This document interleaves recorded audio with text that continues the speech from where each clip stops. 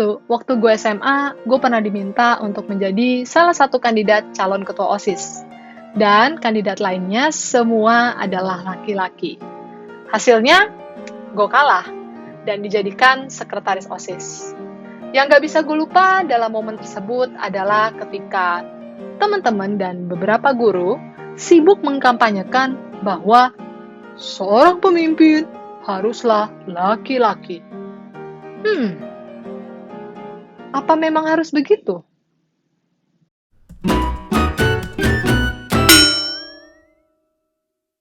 Well, bisa dibilang yang terjadi sama gua pada saat itu adalah akibat dari konstruksi sosial yang sudah berjalan di masyarakat kita sejak lama, di mana karakteristik tertentu seperti kepemimpinan erat dikaitkan dengan maskulinitas. Dan tentu saja karena maskulin ya harus dilekatkan juga pada jenis kelamin laki-laki.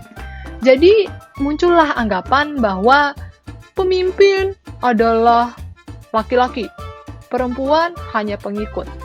Perempuan itu cengeng, tidak bisa memimpin, maka butuh pemimpin yang kuat, yang tangguh, seperti laki-laki. Pemimpin juga nggak boleh emosional seperti perempuan, makanya harus yang rasional seperti laki-laki. Nah, itu sudah tidak relevan sebenarnya teman-teman. Anggapan bahwa perempuan tidak bisa menjadi pemimpin. Sebagai contoh, kita bisa lihat saat ini. Ada Perdana Menteri New Zealand, ada Presiden Taiwan yang juga merupakan seorang perempuan. Bahkan nih, CEO dari YouTube dan CEO dari General Motors juga perempuan.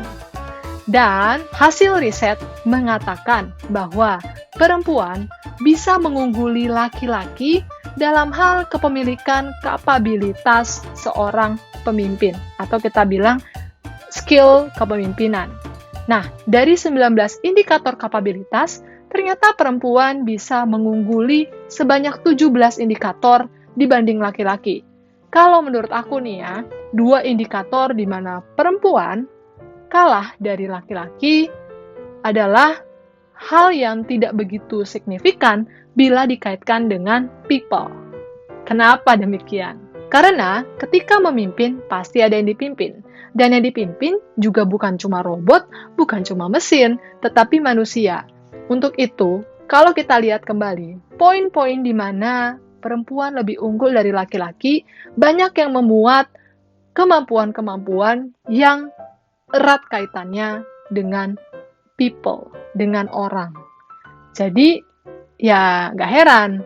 Dan tentu saja kita harus berbangga sebagai perempuan bahwa kita punya potensi besar sebagai pemimpin.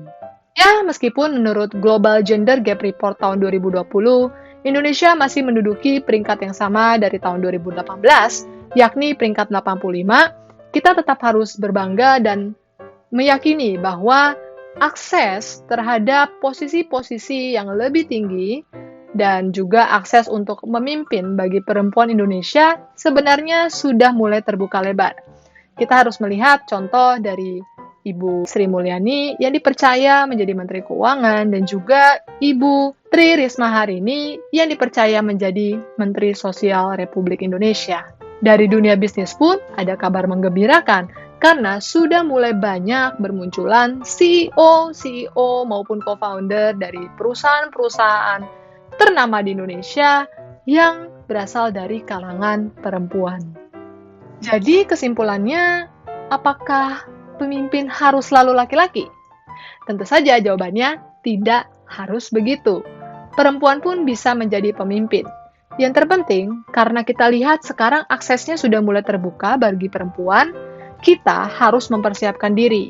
Kita harus mau senantiasa belajar, mau mengambil peluang, dan yang terpenting, mau beradaptasi. Karena dunia ini akan selalu berubah. Jadi mereka yang bisa bertahan, mereka yang bisa tetap hidup, berkembang, dan maju adalah mereka yang bisa beradaptasi. Halo guys, terima kasih sudah menonton video ini. Jika kalian ada masukan atau kritikan tentang videonya, atau mungkin kalian ingin menanyakan sesuatu atau memberikan tema untuk video selanjutnya, silahkan komen aja di bawah ya.